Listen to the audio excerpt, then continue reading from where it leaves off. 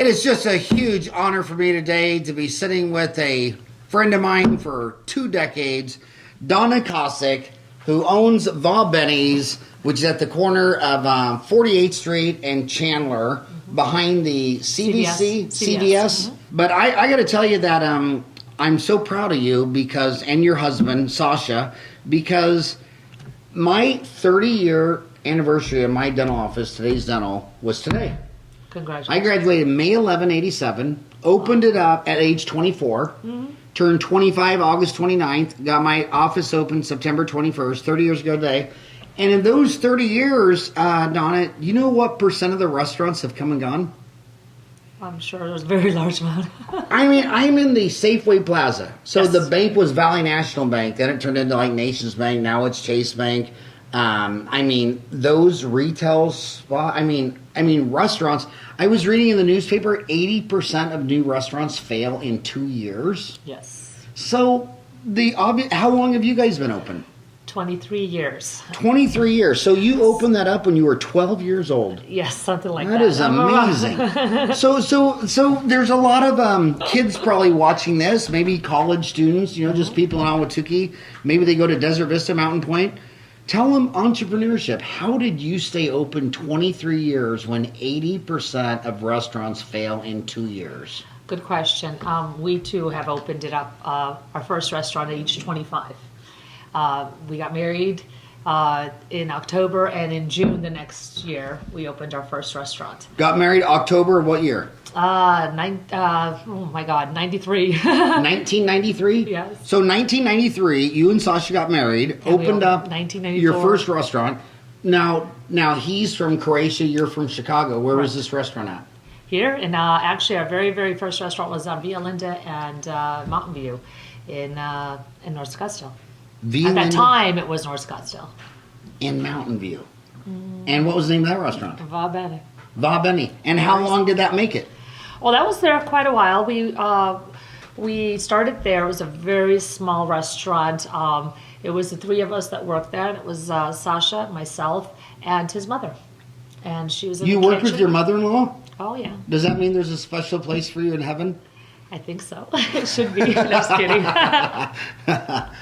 No, but that's how we started. We started there at a very young age, and it was difficult. I can't say it wasn't.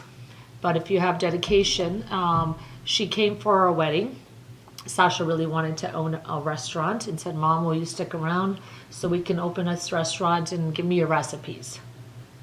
She was Croatian. Yes. Now let's back up even before that, because Sasha told me one night, and this was eons ago, that Va Bene's is an Italian restaurant, but I've been to Italy and Croatia touched it, and I've gone into Croatia with my son Eric. He said it's really like Mexican food is different in California versus Arizona versus New Mexico versus. So he said it's really the same kind. It's Croatian food, but it touches Italy. But in America, you can't advertise a Croatian restaurant, so they went with an Italian restaurant. But it's really in a Croatian-Italian blend. It has definitely the flair of, as far as, I think because everybody, even in Italy, every family has their own special recipes, has their own special dishes that they like, and they tweak it to how their family likes it. So his mom has been, she's been a cook. She's been a chef for many, many years. So she had her own style. And that he knew how good her cooking was. So he knew he'd be successful if he can just get her recipes from her. And so she does have a very unique Was it hard to get taste. the recipes out of her? I mean, was this like a... It was. Really? It was, yes, it was. Even to her own son? 10 years she worked with us, but those recipes were very secretive for a long time. Yeah, Colonel Sanders, he had to die before anybody found, and they actually were written on above the wall in his first pantry. Oh, wow. At his he bought an old filling station and converted it to a KFC, and he was dead before they realized the 11 recipes were written on the wall. Yeah. And I guessed one of them right. I knew one of them was salt. That's one of the. So let me I tell got you. one of the 11. Yeah, well, very close to that because we had a long time ago. A gentleman who wanted to invest money and jar her sacristia sauce, her marinara sauce, wanted to do this, wanted to, he thought it was the best marinara sauce he's ever had in his life. And even, this was in Scottsdale, so even when we moved to Ahwatukee, this is very far. We had both, and then we decided just to do Ahwatukee because it was really hard on our marriage, and we never saw each other. So we just did Ahwatukee because we loved Ahwatukee. And he drove all the way from Scottsdale all the time just to have her spaghetti marinara. I mean, it's not a complicated dish.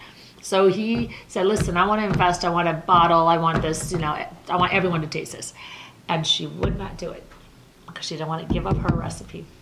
Wow. Now, okay, so how long was the Via Linda and Mountain View Va Bene's open? Oh, gosh, that was for 5 years. So 93 to 1998? 1999, actually. 1999, and then, so I take it you had a 5-year lease?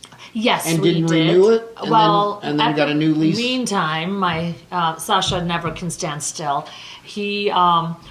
How Ahwatukee all came about is we had a lot of guests. At that time, there was really not much in Ahwatukee, so people drove actually to that area to eat dinner. So we would have customers that would come and tell us about this place called Ahwatukee all the time. We live in Ahwatukee. You should come to Ahwatukee. I'm like, what is this Ahwatukee? Never heard of it before. So me and Sasha one day drove up to Ahwatukee and fell in love with it. Fell in love with the whole community. We were young. We wanted to start a family. And it just seemed like it was the place for us to be. A very small Va Bene in Ahwatukee, and had both because we had a semi-established restaurant in Scottsdale. Yeah, 5 years. That's very established. Yeah, so we tried to do both. It was getting to be too difficult because we didn't have that time together at all. So we said, listen. The space next door to Ahwatukee, it used to be a blind store that had shutters or something like that. Went out of business. I want to take the next space. I want to expand. I want to create a bar. I love Ahwatukee. I want to be here, not at Scottsdale. Okay. That's right, because when you go to Va Bene's, it really is two sides. You got the dining room to the right, and you got the bar to the left. Yeah. And that was built on later. That was in 1999. 1999. Well, no, you said it opened in 1999.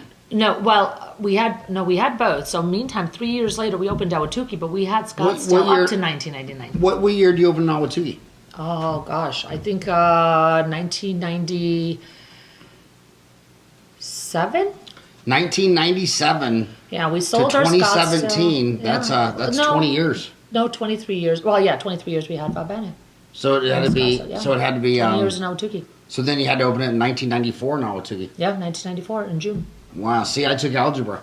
That's how I could do that. We got married in 93. Right there at in the my end liver. of the year of 93 and opened in June 94. Wow, that is amazing. So when you open up your second restaurant, you opened up your first one in 1993. 94. And 94, and you had that till 1999. Yeah. And 80% of restaurants fail in 2 years. So you should have gone bankrupt. You opened 1994. You should have been out of business for good in 96. And here you are in 2017. I mean, let's compare that to dentistry. In dentistry, if 100 dentists open up, only 0.4% of them go bankrupt.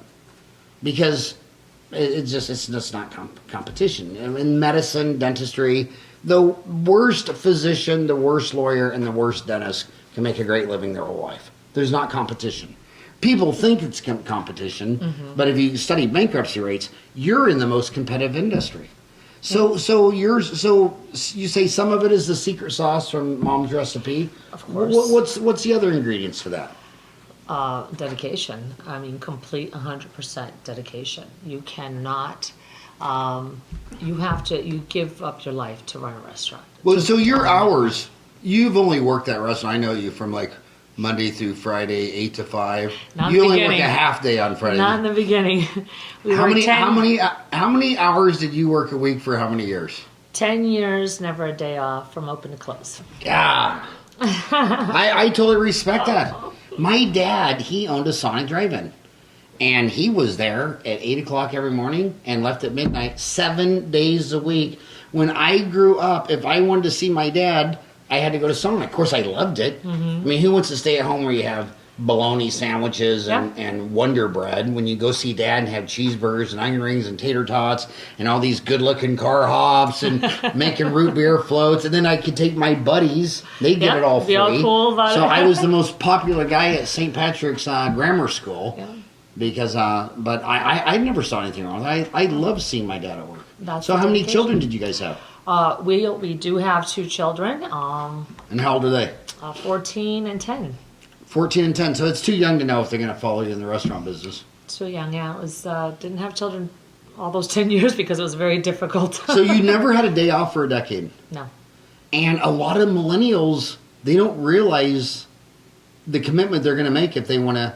Like if you're a high school football player and you want to make it to the NFL, that's not something you do 2 hours a day after school. That's a lifestyle. That's everything if you're gonna be playing in the violin in the theater at ASU, that's 4 hours a day, 7 days a week. Exactly. With ever missing a day, it really comes down to dedication. Work like no man has for a decade. Mm-hmm. To realize your dreams. Yep, to realize your dreams, exactly. So let's go back to the story, because you say you were born in Chicago, but you have an accent. That's not a Chicago accent. You think I do? What is your ethnicity? Serbian. Serbian. Mm-hmm. Now Croatia. Sorry about that. Is Croatia and Serbia they border? Used to be all one country. So Croatia used to be part of Serbia. Yeah, that used to be the country called Yugoslavia. Okay, so walk us through that. So Yugoslavia, when that was Tito. Yes. So Yugoslavia, when I grew up, it was Tito. Mm-hmm. And then when Yugoslavia fell apart, it fell into Serbia. 8 republics. 8? I'm pretty sure 8. Can you name them all? Yes. Croatia, Bosnia, Slovenia, Serbia, Montenegro. Wait, you're going too fast. Serbia, Croatia, Bosnia. Montenegro. Macedonia. Did I say Slovenia? Slovenia. That's where Melania's from, by the way. Trump's wife? Yeah. Melania? I thought she was Russian. No, she's from Yugoslavia. She's Slovenian. Which was born when it was Yugoslavia. And, okay, so Serbia, Croatia, Bosnia, Montenegro, Macedonia, Slovenia, and now, of course, do we say Macedonia? The newest one, or the one that's still up in the air, is Kosovo. Kosovo. Mm-hmm. So let's see, I got 1, 2, 3, 4, 5, 6, 7. Okay, 7. So it's 7? Yeah. So it's Serbia, Croatia, Bosnia, Montenegro, Macedonia, Slovenia, Kosovo. Mm-hmm. Which one was Mother Teresa born in? Was it Montenegro? Macedonia. I went when I grew up. Tesla was from Bosnia. Sasha was from where? No, Tesla. Tesla, Serbian. Yeah. You mean the Tesla car? The inventor of electricity. Oh, Tesla, the inventor of electricity. Nikola Tesla. Because Serbian. Yeah. Because Tesla car company, that guy's from South Africa. Yes. But Nikola Tesla is from Bosnia. Mother Teresa is from Macedonia. And when I grew up, I went to Catholic grammar school, high school, Catholic college grade, and my 2 older sisters went to the nunnery straight out of high school. But everyone's favorite saint was Mother Teresa, and I actually went to where she was born. Oh, did you? And they just have it chalked out. It's in downtown Plaza. They have it chalked out. This is where her home was. Mm-hmm. But man, that's just beautiful country. Yeah. And we rented a car. I went to Italy with my oldest son Eric, and we drove all around those areas. And my God! And you know what the best real estate advice I'd have for anybody in the world is? Mm. When you drive down the coast of Italy, that stuff. The richest person in Italy can't afford that land on the ocean. You cross that, what is that sea called? Adriatic. The Adriatic Sea, and what's that? Where's the country, the airports? Tiziani? It's Tivat, and it's Montenegro. Montenegro. That land there, it's all undeveloped on the other side. Yes. It's like, okay, on the Italian side of the Adriatic Sea, it's $1 million an acre stuff, and you'd have to have a yacht. And then you go to the other side, it's the same beautiful beach. Yes. And there's nothing there. And probably more beautiful because it is underdeveloped. Yeah. But that's changing a lot. So is that where you're going to retire? On the Adriatic Sea? I would love to. Is that not gorgeous or what? Yes. Okay, so let's go. So your husband Sasha's born in Bosnia? Croatia. Mm-hmm. Sasha's from Croatia. So, and your parents are from where? Serbia. Mm-hmm. And so, did you guys ever meet back when it was under Yugoslavia? No. Never met? No. So, how did you meet Sasha? It was, like I always say, there's always a reason, there's fate, you know. It was the weirdest thing. He happened to be at a travel agent asking for the travel agency to find him tickets to Phoenix, Arizona at that time. In Chicago? No, he was at the travel agency back home and in Croatia. And he had one of the girls that was actually there listening to this conversation, happened to be was in Phoenix the year prior, and we met through my parents. Her grandparents lived here, something like that, and so we would take her out to movies, show her Arizona. You know, we became friends and that kind of stuff. At the time, you didn't have the internet, you didn't text, you didn't email. You actually would write once in a while and things like that. A letter with a stamp? Yeah, but are you old school? I am old school. I am old school. So what happened is that she happened over here. I mean, he said, "Oh," and she approached him and said, "Oh my God, I have a very good friend that's in Phoenix. I would like for you to contact her and say hello from me," because it was very expensive. Phone calls were not, you know, it's not Viber or WhatsApp or any of that stuff at the time. It was very, very expensive.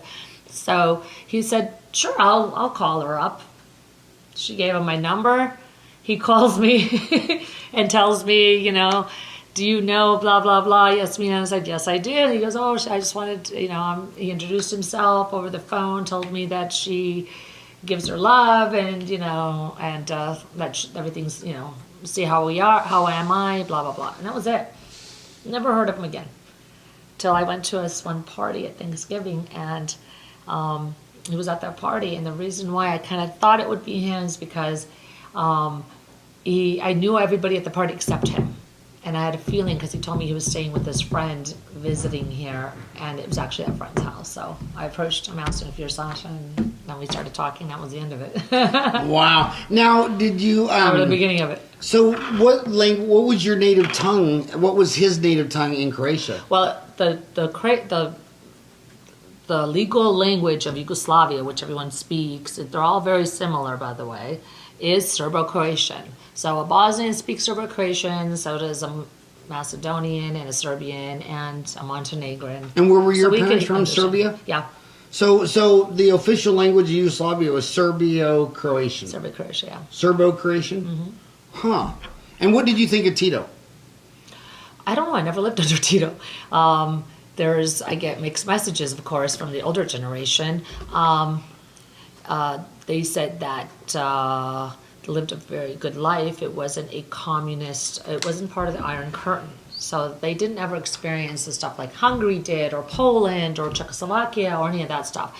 He stood up to Stalin and did not allow Stalin to put that under the Iron Curtain.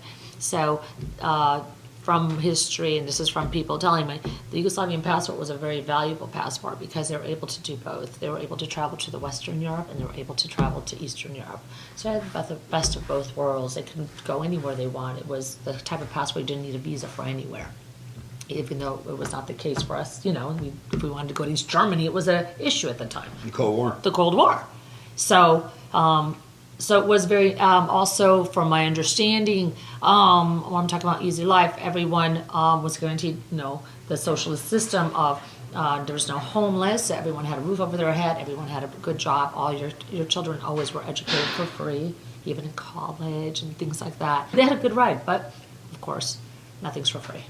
And the price was then paid, and then the whole country kind of, when the Cold War ended, the country. And when that country fell apart, it was a lot of violence for years. Oh, it was it was a very sad thing to see the country that, you know. Was that hard for Sasha to see? Oh, very much so. A lot of pain. A lot of pain. Did you lose family? No, thank God. But it was very difficult to see that that used to be one people, now. Yeah. You were separated, and now each republic is independent, but they're not so not just strong. They still share a lot of things, but language and that kind of stuff. So and how did those 8 countries react with Albania and Greece? Because that's your neighbor too. Right. Albania was heavy duty communism, so there was very little contact with as far as Albania goes. Macedonia, I want to say they always had good relationships because, except of course when Macedonia decided to take the name Macedonia because the Greeks consider that's their name because Alexander the Great was born in Macedonia. Really? So they will never recognize that republic as Macedonia. They recognize it as the former Republic of Yugoslavia. People are so funny. So there's a lot of political stuff. So then how did your parents get from Serbia to Chicago? My dad came here to visit his sister and loved it in 1970 and just loved it and decided instead of him just visiting, he's going to stay. So he gets his papers done and then he ended up staying and then he went back for my mom. So he met your mom and his girlfriend was in Serbia. Mm-hmm. So he gets her out there. Mm-hmm. And so were you born in Chicago? Yeah. No, well, I was born, I came when I was 2, so I was born in Serbia, but my sister and my brother were born here, so I was literally 2 years old, so I can consider. So you're the oldest child? I'm the oldest. So you were born in Serbia, came to Chicago when you're 2, and your brother and sister were born. Now, when I think of Chicago, I can't get out of my mind that the largest population of Polish people outside of Poland is in Chicago. That Poland has 1 million Polish people. Yes. So did you have Polish friends in Chicago? I did. Actually, I even have a section of Chicago that's kind of their section, the Polish section. I forget what it's called anymore. I want to say Kanowski or something like that. Something I forgot. But the same thing with Serbia, which is really funny. The largest city populated outside of Serbia is in Chicago. I saw the coolest map one time on the internet years ago where of all the 220 countries and territories and islands, where is the largest population of those people outside of their country? Mm-hmm. Most of them, it was the United States of America. Yeah. I mean, like, there's areas in Southern California that have like a million Persians. Yes. Go to Chicago, 1 million Polish. I mean, it's a immigrant country. Oh, definitely, absolutely. This country's always been an immigrant country. But it seems like it's kind of putting the brakes on immigration, and historically that's been our secret sauce. I wouldn't say putting the brakes on immigration. You got to understand, I am a full proponent of legal immigration because the fact is that's the way everyone does it. And you're supposed to. But all my friends in Arizona that are Native American Indians say that that the Irish didn't come with a legal immigration. That's why, yeah. And then all my friends in Arizona that are Mexicans that have PhDs and at ASU point out that this was all stolen from myself. I mean, it was part of their country. I mean, Texas and California, where the cities are named Los Angeles and San Francisco and San Antonio. Colorado. Those aren't Serbian Irish names. You're absolutely right about that. So legal. It's kind of like when it's kind of like when they were saying they didn't want this baseball player. Who was the baseball player? They didn't want him in the Hall of Fame because he was. They think he might have been on steroids. And I'm like, okay, well, you're going to take Babe Ruth out because he played when there weren't black people in the baseball league? That's the thing. How far do you? I mean, what was the bigger advantage, being on steroids or playing when African Americans can play? Yeah. You know. So history's very jaded, isn't it? Yeah, it's very jaded, but this is a very young country. This is. Yes. That's America's funny how a very young country. Yeah, and like how old would you say Yugoslavia, Serbia, Macedonia, Greek? I mean, Greek was going 600 BC. There's older cities and monasteries beyond, this country that doesn't even exist. I take my kids often over there, and there's this one bridge. I said we have to see this bridge. It's a very famous bridge built 1452. Still utilized. So I said, do you realize that the United States didn't exist? And then my kids took it into perspective. Oh my God, it's such a long time ago. In reality, we're a very young country that have a lot more growing to do. I got to tell you a funny story of, let me get the stats right. I posted it on my Facebook page. The burrito company. Yes. And so we had him on and he was born in 45. In 1940, the population of Phoenix was only 65,414. Today, it is 1.615 million. This is a very young country. Yes, it is. I mean, 1940, 65,000 people. I mean, if you go to Kansas, a town of 65,000 would be considered rural, just kind of a farm town out in the middle of the wheat fields. Yep. I mean, that's not even a real town. Yeah. So what do you think the population of Ahwatukee is? Oh gosh, I don't know. I remember when Ahwatukee, when we first came, and that it says, "Why did you put that?" You know, where our first location was right next to Safeway. Right next to Safeway, there was On a 40th Street on in Chandler. 40th in Chandler. 40th in The Chandler. first one in Ahwatukee was on 40th and Chandler. On the west side of 40th Street or the east side? Or The east side. Okay, it was on I guess yes, the east side because it was a Safeway. It was a Walgreens. Then it was us. Then it turned into the most latest was Los Dos Molinos. If you I don't know if you remember that was the location we built. That was the location that was ours. The very first location in Ahwatukee. That was it.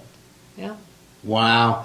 When I opened up in 87 at 48th Street, once you got to Ray Road, it was only cotton fields. Well, that was and then people ask, why did you pick this spot? It's such a bad location because you're in the back. Well, first of all, the choices were very limited at that time. If you remember, 40th and Chandler was nothing. It would flood out every time there would be rain. I remember that. There was only on Ray Road was the Albertsons and the Albertsons Plaza, and that was it. And then the Safeway Plaza. There was only 2 plazas in Ahwatukee. Well, Ryan, you can vouch for this. When we have company from out of town, what is our go-to restaurant? Va Bene. It's always Va Bene. But what I like about your restaurant is they always love the food. They always love it. I don't think I've ever taken anyone there that didn't say, "Wow, that was awesome." And it's so awesome. You were on Channel 8, yes. Public television. What is it called? Check, please. Yes. Tell us all about that journey. Well, it was very interesting. It actually happened last summer, so not this summer, but the summer prior. They contacted us and said, "Is it on YouTube?" Yes, it is. Ryan, find it on YouTube. Can we? Would they care if at the end of this interview we play the No, YouTube they video? said utilize it all you want. How come you didn't put that on your website?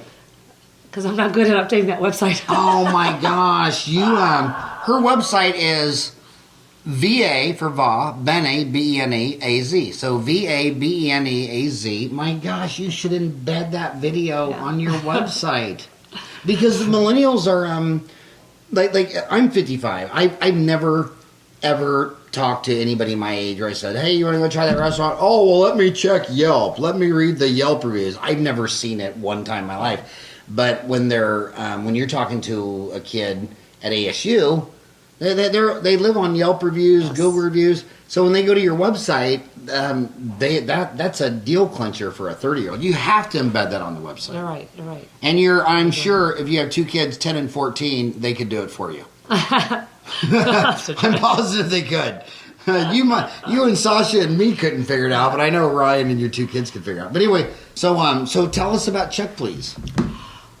Well, we were approached, and I'm so sorry to say that, but I'd never heard of the show, and I don't really have much time to watch any TV at all, so that's how come I don't really watch any TV. And they said, I said, when they came over and everything was set up, and I said, "I have one question for you. Can you please tell me a little bit about this show, and can you tell me how this happened?" And I was really amazed, and I was really humbled. She said, "Well, how this happens is that your customers write into the show. And if we get so many letters constantly requesting us to do a show on a certain restaurant, we come and we check you out. You don't know we're here." So we send 3 different people at 3 different times. They never introduce themselves. They eat, they drink, they act like, they are regular customers. And they come back and say, "Yes, it's everything that these letters said. Let's do it." So I was very honored. It's like, wow, someone took the time to contact a television station and write or tell them about us, which is a big honor. And then they, took time to verify. So it's a truly an honor. It's not just, I paid for an advertisement, now they wrote a review. It's a true honor that your customers are the ones who wanted to see you on TV. So So congratulations. That's And how you know what? chocolates Another works. thing, you know what speaks also volumes about you is not only is the food great, and not only the fact that after 2 years you should have been out of business, and here you are 20 years later, but when these, in the 30 years today that I've had my dental office, the restaurants just come and go, come and go, come and go. But you always see it coming. Even the ones that stay 3 or 4 years, every time you walk in there, they have different staff. Yes. I remember the first. I mean, you used to have some military guy who, after like a decade, he went to like Utah. But Yep. I mean, you had a bartender girl with long black hair who I think was there a decade. I think she's still. My God, every time I go to your restaurant, 3 or 4 of the people I've known for a decade. Mm-hmm. Yes. So employee turnover. In fact, Wall Street. When I got my MBA at Arizona State University, because when I got out of dental school, they didn't teach you how to do payroll. Yes. And I was sitting there. You know, you go from same thing with Catholic priests. They go to the seminary for 8 years, then they graduate, and then put them in charge of a church and an elementary school, and the school's almost bankrupt, and the teachers want to raise, and they're like, man, we read the Bible for 8 years, and now I'm running a damn elementary school? How does that... Same thing with dentistry. You graduate, and an hour later, you're like, are we getting paid tomorrow? It's like, how does that work? Yeah. But anyway, I wished that, like, every one of the stocks had to put their employee turnover. Because, like, you look at the leaders, like Southwest Airlines, they have their employees the longest. Yes. Well, it's also the best stock. It's also the most profitable company. I would want to know, if I was going to diversify, say I wanted an airline and I wanted a bank, I want to see the banks lined up by employee turnover. Yeah. I don't want to see them lined up by... Because look at, remember Enron, the books were all profitable. It was all a sham. I remember that. But so how have you been able to attract and retain and keep employees for so long? Is it free booze in the bar? Be nice. Well, I think because it's a family. We always have been a family. It did start with us 3, which was family, but everyone that was employed by us became our family as well. And they knew, and they felt it, and they were appreciated, and it wasn't just, a paycheck. We expected from them 100%, but they got from us 100%. It wasn't, I'm your employer. No, we're a team. So I think when you have that, and I'll be honest with you, I always give credit. We've had an amazing run. We have the best customers, and they make also part of working at Va Bene or now Ahwatukee a pleasure. So it's a combination. You know what your employees don't like about me? What? Is since I've gone there forever, I remember the stuff that you took off the menu that I know you could know. I say, I want the, they'll say the special, and I say, I don't care about the special, I want the bacon wrap filet. Yeah. And then the others are like, I don't see the bacon wrap filet. And it's like, I ate it here for a decade, so I know you can make a bacon wrap filet, but Yes. so And that's another thing. Yes, we try to change it. Our menu has been the same in large portions of it for 23 years. And the reason is because people want their favorite dish. And so we're like, okay, what dish are we going to take off? What dish are we going to replace? Everything is always, like, it's very high sales. It's like, how do I take off something when everyone loves it? And as soon as I do, everybody wants it again. So I was like, okay, let's just keep it. So we've had our same menu, but that also really means a lot. we found it. Thanks, Ryan. Va Bene Italian Restaurant and Wine Bar. It's a 26-minute video. Va Bene is an upscale family-owned Italian restaurant and lounge with live entertainment on the weekends. That's another thing. I'm 55. I like to go out and see a band every once in a while. Sure. You always, on a Friday or Saturday night, it's always a go-to place for a rockin' hot band. Yes. In a good bar. There was a restaurant over by Sonic Drive-In, a freestanding building.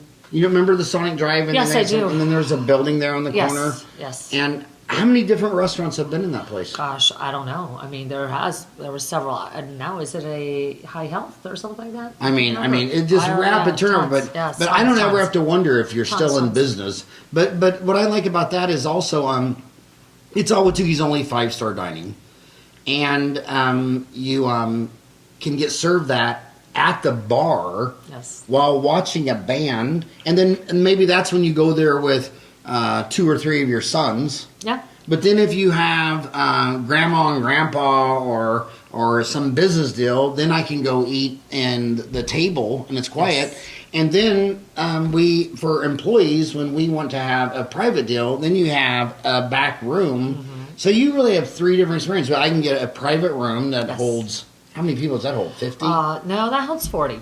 40. Close to. And so you can have a private room. Yes. You can have a nice, quiet restaurant. Mm-hmm. You can have tables around the bar, a table experience. Yes. You can sit at the bar and watch the game. But a lot of times on a Friday or Saturday night, I just like to go, and I'm addicted to your bruschetta. Uh-huh. Explain what that is. Well, it's actually we make all our own dough. So we make our bread. We've made our bread for the past 23 years. I did not know that. Yes, so we make all our bread, all the crust for the pizza, everything. We are constantly making dough and constantly making our own bread. So I think that's Really? where I the never difference is. knew that. Yeah. So let's say there's someone like me who's been going to your restaurant for 23 years. I didn't know you make your own bread. What else do we not know?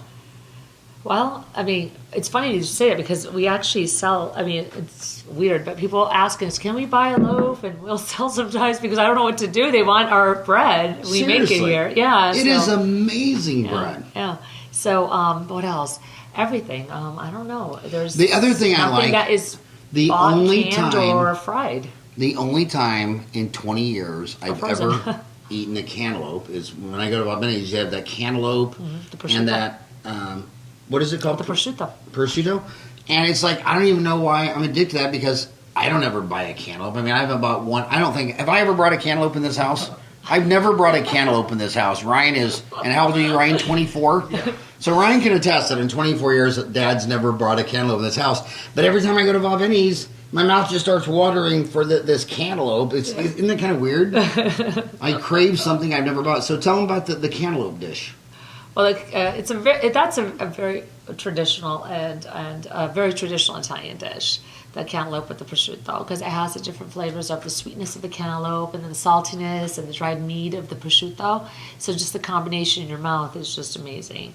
And I think that's where when you say, I've never bought cantaloupe, but you got to have prosciutto to have that same experience. Maybe just a cantaloupe won't do the trick. I don't know. Yeah. As far as that goes, but that's it's very traditional. They do it quite a bit, and it's just an easy, like if you have it home, it's kind of an easy go-to for Italians because everyone has prosciutto, and you cut up some cantaloupe, spread some prosciutto in there, and have sometimes it could be a meal or a snack or something. And another thing is, in this house, we grill a lot of steaks and burgers. Mm-hmm. I've never bought tuna and brought it into this house and grilled it.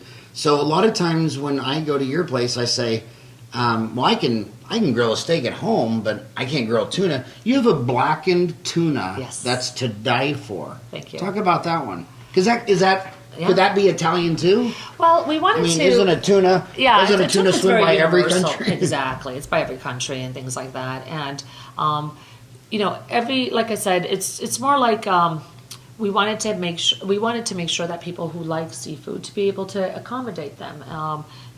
Salmon. We have 3-4 fish dishes on a nightly basis and things like that, which.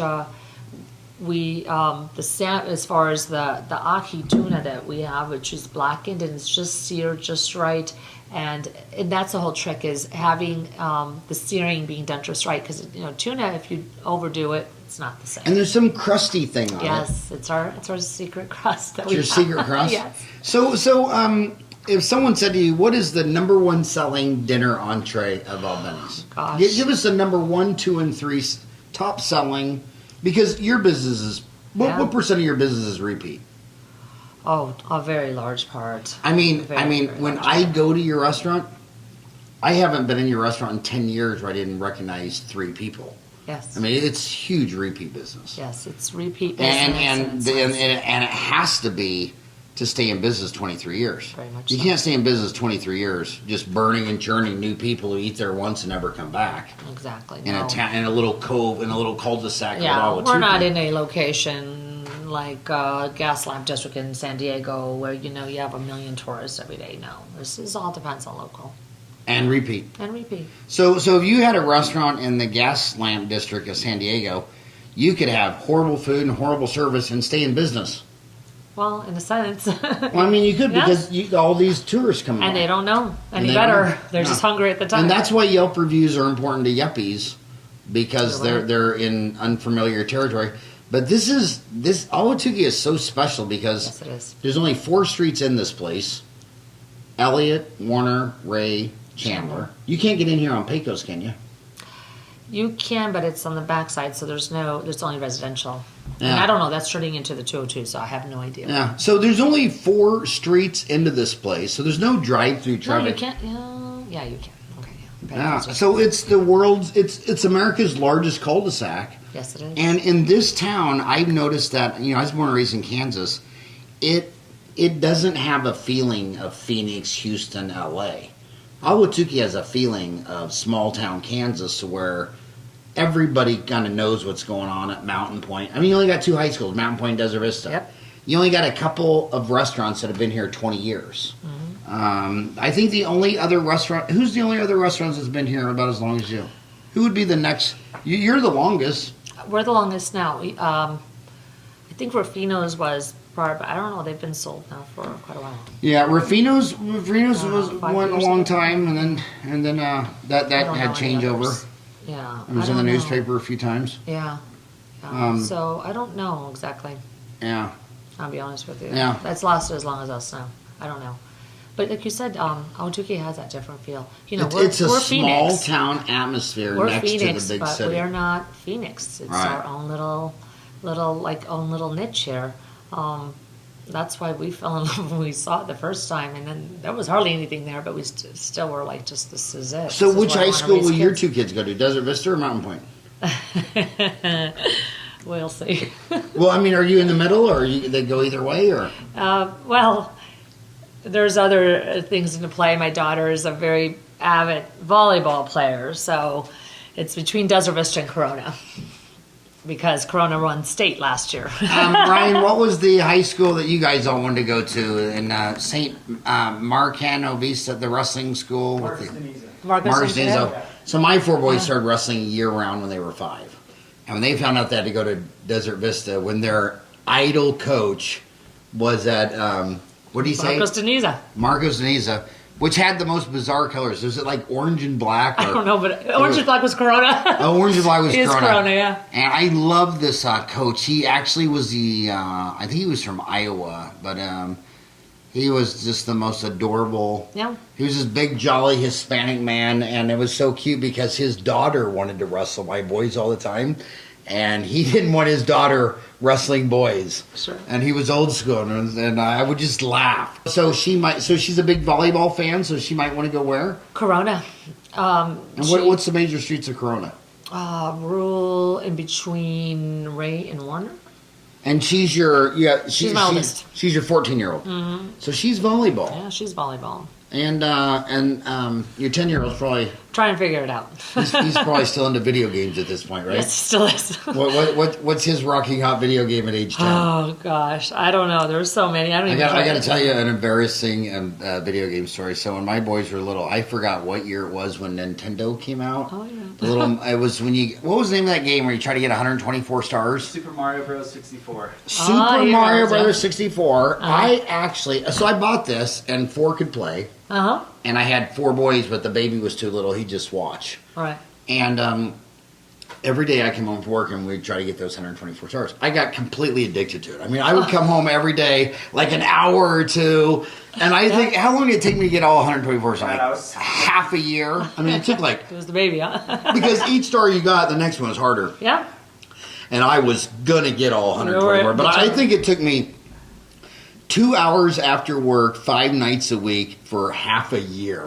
And then when I was done with that, they wanted to get this other game, and I said to myself, okay, dude, you were addicted to that game. I'm not ever playing. Like people say, well, on Facebook you play Angry Birds or all this. I said, dude, I was addicted to a game for half a year. I don't even trust myself. You're absolutely right about that one. I don't even trust myself playing those games. Well, kids these days, there's so much more interactivity. You know, they communicate with their friends, and they play together, but are not in the same. They don't have to be in the same city or state or anything.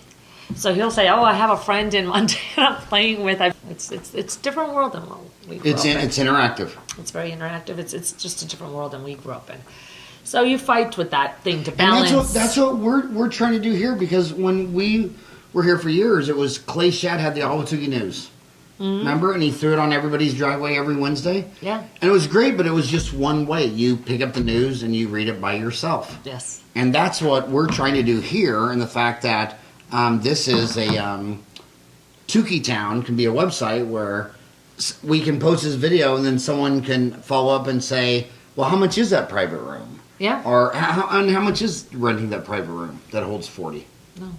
Well, it all really depends. We don't have any. That's what's kind of neat about being that you're working with a family-owned business. So it's not corporate. So nothing's etched in stone. We accommodate all kinds of events, budgets, all kinds of things. So you have, we have done happy occasions. Going to be doing a Sweet 16 here shortly. Sweet 16. And then I unfortunately did a funeral 2 weekends ago. So I think we ought to cut it here and add that 26-minute video. I mean, we've been talking for 50 minutes, and our brand is an hour. But you have an AZPBS. You have a Bene Italian restaurant. You have an entire show, and Diane's Choice, Va Bene Italian Restaurant and Wine Bar. It's on East Chandler Boulevard, just west. So why don't we? I think 50 minutes was amazing. I think you're amazing. Tell Sasha that he's in big trouble for not coming with you on the show. Well, Pawns us out he's on at his our new wine. place. Where's your new place? We opened it up. It's not even a year old. It'll be a year old in January. It's called VB Lounge, which VB Lounge. which was we wanted to stand for Va Bene, but we didn't want it to be a Va Bene. It's in downtown Chandler in the historical district, 81 West Boston. And what we wanted to incorporate something like what we have. Can you find the website for that? Your website is VABENEAZ. Yeah, and this is just VB Lounge. VB Lounge. Yes. .com. Correct. Did you find it, Ryan? Finding it.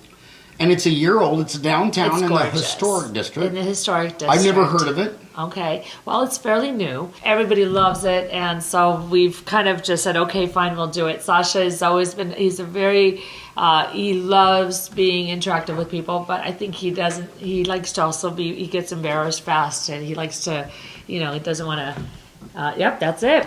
VB Lounge. Love Yes. it. The LOUNG. The O has a fork in the Fork and deal. a glass of and wine. the U is a glass of wine. Mm-hmm. Reservations, appetizers, entrees, Yes. cocktails. Come in, enjoy happy hour with us Monday through Friday, 3 to 7, and all day Sunday. $4 select wines, $4 draft bills, $4 well cocktails, $6 martinis, $4 to $9 appetizers. So it's on, what are the crossroads? Chandler Boulevard and the 87? It's Arizona Avenue and Chandler Boulevard, right in the historical district. Arizona Avenue is 87 Right, to yeah. Prescott, Payson. Yeah, it's right in the historical district there. I have no plans on Friday night. I'm going to go there Friday night because that historical district is really, really cool. It is. It's a very cool And place. Gilbert has one too. Gilbert has one too. And Tempe has one too. And you know what I love about, I don't mean to be offensive calling where you were born the old world. Yeah. But this is a new world. But I notice when you go to, I've lectured to dentists in Romania and Czechoslovakia and Albania, 50 countries. And when they get a historical district or a Mill Avenue, they cut off the cars. And they brick the street and they put patios and... It's funny you say that because that's one of Sasha's thing that he's been trying to hammer into downtown Chandler, to realize that you'd have such a larger draw if we would, because downtown Chandler is truly a historical area. There's these buildings. The building that we are actually in, VB Lounge is in, was a theater from 1923. Wow. That is so cool that you did that. Yeah. And so it's kind of a neat place to be. Downtown Chandler is a neat place. How long does it take to drive from your Va Bene's to that location? I don't know, 15 minutes, 5 miles. 15 minutes? It's a 5 mile distance, really. Yeah. It's not a big deal at all.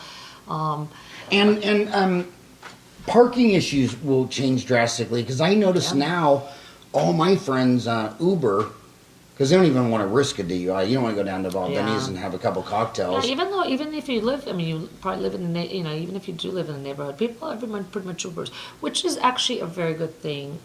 Anyway, not just with the laws are very strict. It keeps everyone safe, and you don't need as much parking. We don't need as much parking, but it's just I think it's not very expensive, and that's really neat because I'll be honest with you, with my daughter, sometimes in her games or something, she kind of sometimes Ubers it, which is nice because she's not old enough to drive. But sometimes I'm at the restaurant and I'm getting hit with I've got a lot of work, I can't go get her. She just Ubers home, which is really a nice thing. So I'm just saying that's but downtown Chandler is building structures, I went up to that. Parking structures. When my kids turned 14, I gave them all up to foster care. Did you? And then told them after they finished college they could move back. They come back good.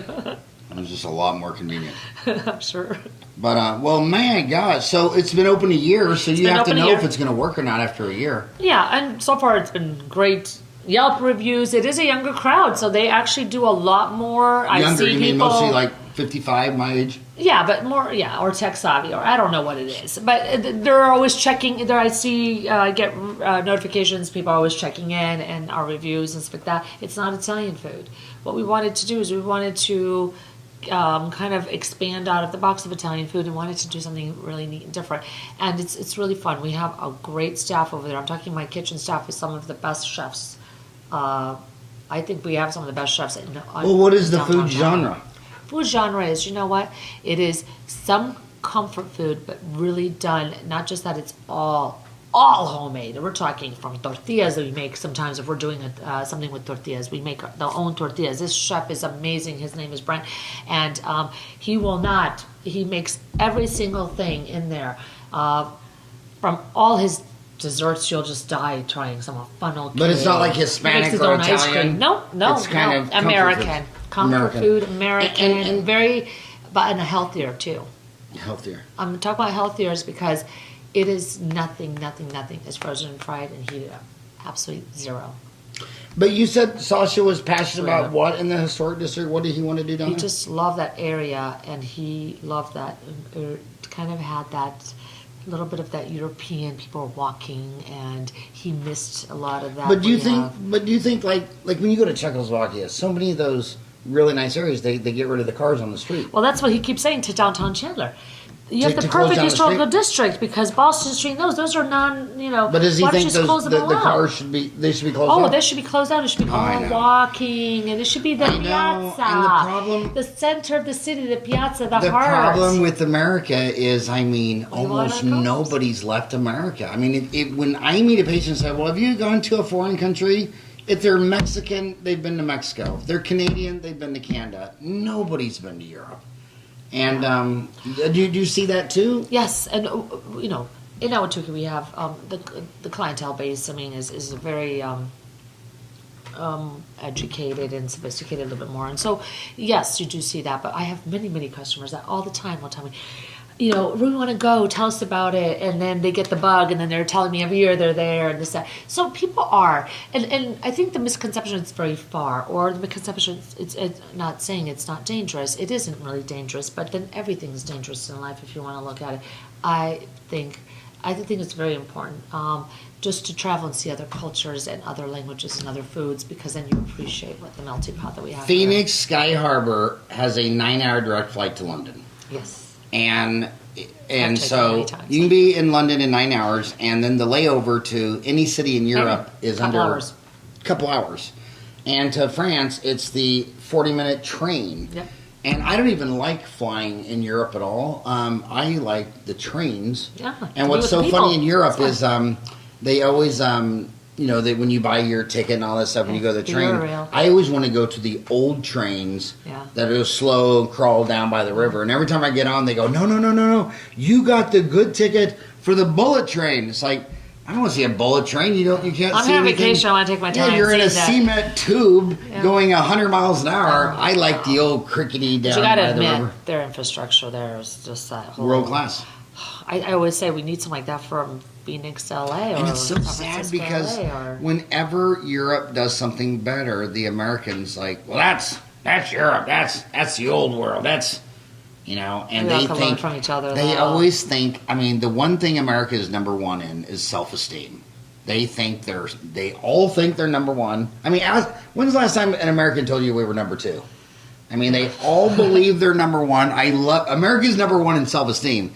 But my God, I've been to 50 countries, and if they adopted the best thing from 50 other countries, and if they closed down those just 3 or 4 streets, that area would just blossom. Yeah, but you know, we have in the United States we have a lot of rules, and that's where the problem begins. Because we have a lot of lawyers. We have 1 million attorneys. That's true. This country has which more, now has changed how we live. So this country has more lawyers than physicians. I believe it. I does. I always say every year we lose a little bit of our freedom, or we've become so being told everything. We all have liquor licenses, so now, you know, if we would close that off, people can't walk with that. I'm like, oh my God. I know. Is it better to have them get in the car? Yeah, they should walk from one place to another. And back to that liquor license, in the old world, if you go to the bar, you can take your grandchildren and they play pool or that sliding thing on the dust.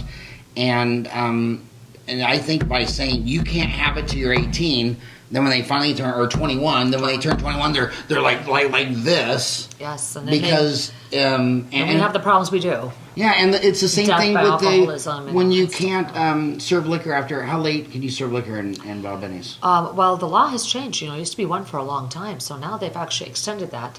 I think it's 2. Are you open till 2 on Friday and Saturday? Our music actually does play almost till 1 o'clock. So by the time we have to do last call and wrap everything up. Last call's at 2:30. Everything has. But you know what the research is on the last call? That when people realize you're going to close, they start binging. Yes. And then they're worse driving home. Whereas if they're allowed to stay open 24 hours a day, people just kind of peter out. You make the decision as they're an watching owner the game. And when you want to be open, when you want to be closed. How long can you do? You know, how long do you want to do that? Yeah, it should. Well, that's why I've always been a libertarian. I've never been a Republican or a Democrat. I've always been a libertarian. Yeah. Just because I don't like people telling me what to do. Yeah. Because I think you, dedicated and living in your restaurant for 23 years, ought to know the most about how to regulate a damn restaurant. And I think me being a dentist in here for 30 years... And you know your customer best the best. Yeah, and I've never seen any great dental idea come out of Washington, D.C. or the Capitol. And every time they do come out with an idea, every dentist in Ahwatukee is like, are they out of their mind? Well, all they actually do is just regulate more and more and more and more. Yeah. And something just to note, and I'm sure it's probably in your industry too, when we first opened our restaurant, it's a very different ballgame than opening it now. And why we know that is because we opened VB Lounge.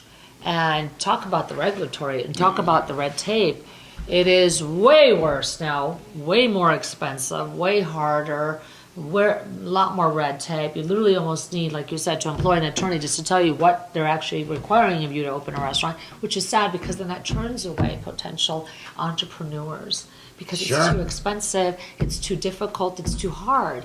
So then we do ourselves injustice, but we supposedly make all these regulations to make people safer, but that's not necessarily always how it works. And what was it Ronald Reagan said? The government is not the solution, it's the problem. Yeah, well, I think it's always some government, obviously, but... Checks and balance, transparency, I'll always be for that. But it doesn't seem like it is a checks and balance. It seems like it's a strong iron fist. We were a country of immigrants, but it's not even the country of immigrants. We're the country of workers. Americans work more than almost any other country in the world. So we definitely know how to work and do our jobs and be entrepreneurs and and be successful at working and creating something great. A lot of great things came out of this country. Technology and many things. You've been a mentor of mine for 20 plus years. I mean, really, you survived an industry with an 80% 2-year mortality rate. I survived an industry with a 0.6% mortality rate. But what if some little girl is watching you from Mountain Point or Corona or Desert Vista, and when she gets big, she wants to own a restaurant. Could she come by and talk to you? Oh, absolutely. Absolutely. It's not just that, but we do that. There's a school that, when you were mentioning that bartender, his name was Rex, if you recall, the military guy. Well, Rex became a teacher. In Utah? What was he? He was not a Green Beret. What was he? He was a Navy SEAL, wasn't he? And so he now teaches. And but before he went to Utah, he taught in Maricopa.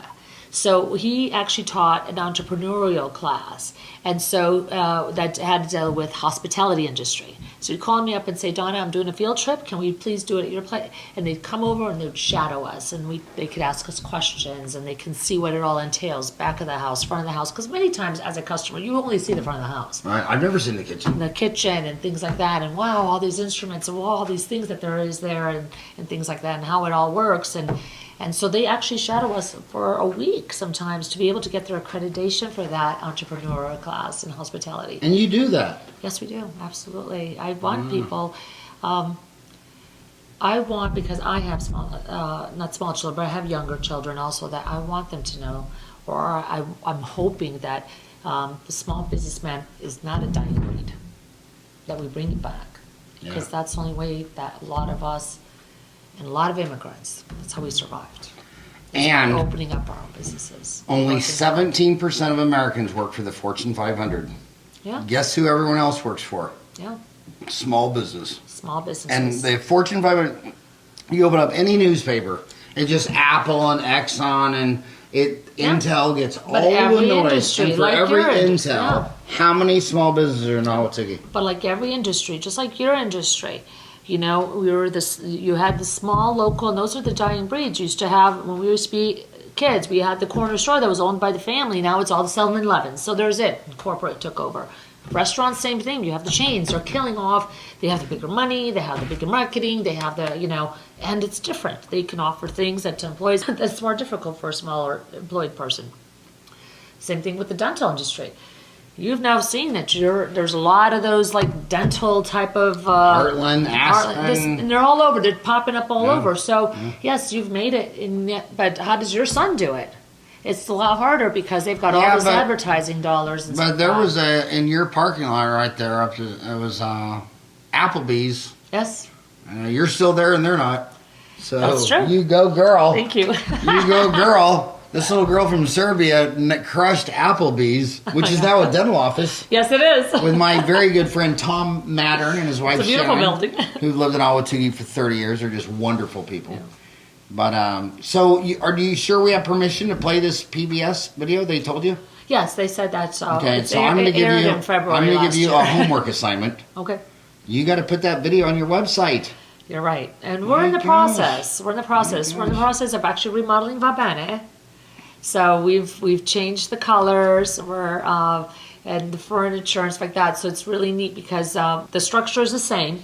We have the private dining room, the main dining room, and the bar, but we're definitely adding a refreshment of a more up-to-date but very warm still feeling of the restaurant.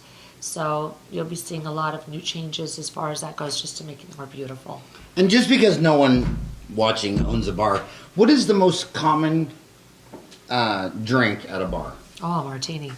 A martini? A martini at a bar. And what kind of, just a martini, or is there a certain type? You know what? Your classic, good, dirty martini is probably the most popular still. Really? I would have never guessed that in a million years. And a lot of the older drinks are coming back. Like the what? Younger generation. The Manhattan, the old-fashioned. Things that, it kind of left us for a little bit. Now it's starting to make another hit.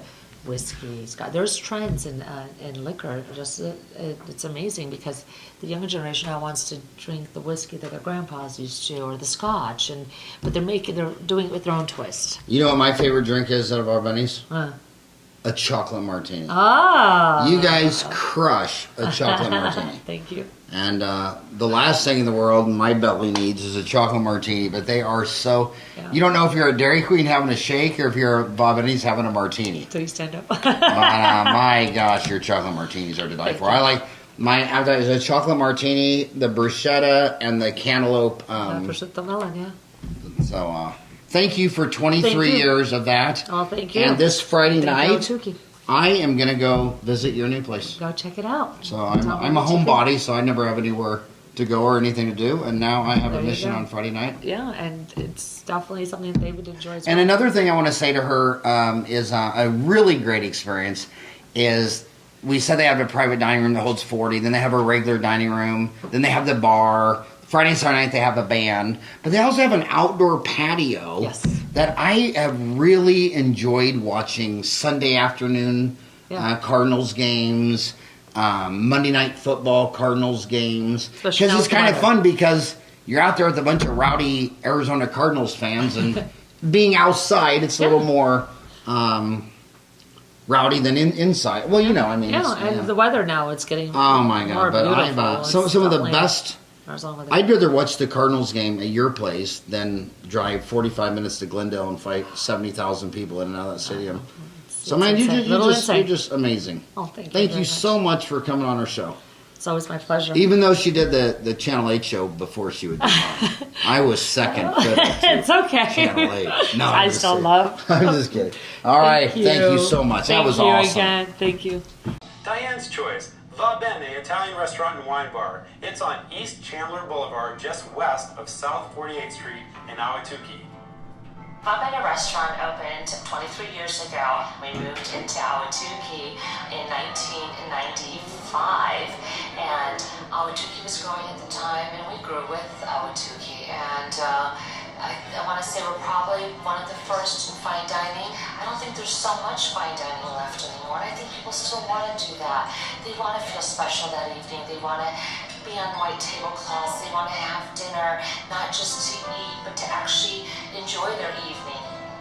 My mother-in-law was the chef for many, many years here, and it's all her recipes. Fresh ingredients, high-quality ingredients, but also just taking the time to do it right. Because there's a lot of shortcuts in cooking, but you can taste the difference. And I think our customers would definitely notice the difference because they're so used to her cooking.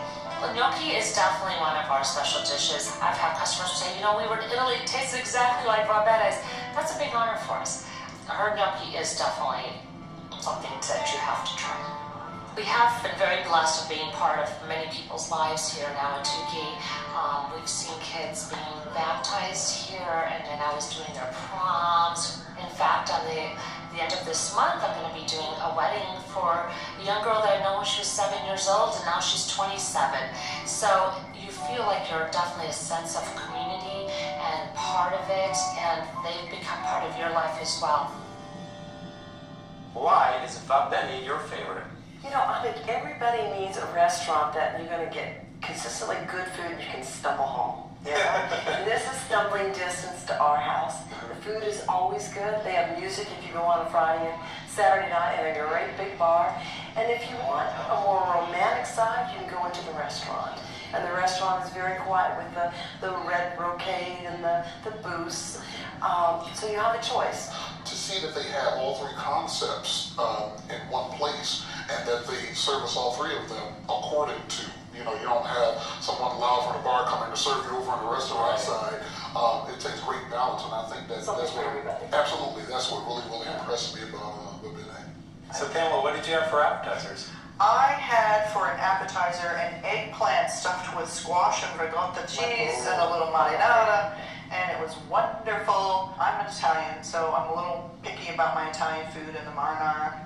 No one can make it like I can, but actually they did a really, really good job. Well, that's high compliment. It really, being Italian, really did. If it's almost as good. It really, really was good. And it's not too salty. Janine, what'd you have? I had the calamari fritti. Oh, calamari fritti. Calamari fritti. I'm a seafood lover, and it's tough to find good calamari, especially here in the Southwest, desert. If it's not West Coast California or East Coast New York, it's difficult. But I was really, really impressed.